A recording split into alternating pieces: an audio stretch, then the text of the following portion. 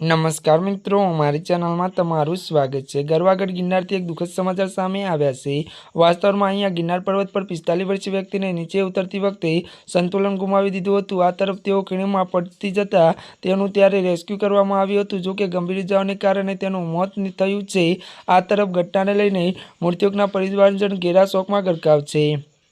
31 ડિસેમ્બરના રોજ અમદાવાદમાં રહેતા 45 વર્ષીય આશિષભાઈ દોશી ગિરનાર પર્વતની યાત્રા માટે આવ્યા હતા। યાત્રા દરમિયાન તેઓ પર્વત પરથી નીચે ઉતરતી રહ્યા હતા ત્યારે લગભગ 2500 પગથિયા નીચે અચાનક તેમનું સંતુલન બગડ્યું અને તેઓ ખીણમાં પડી ગયા હતા।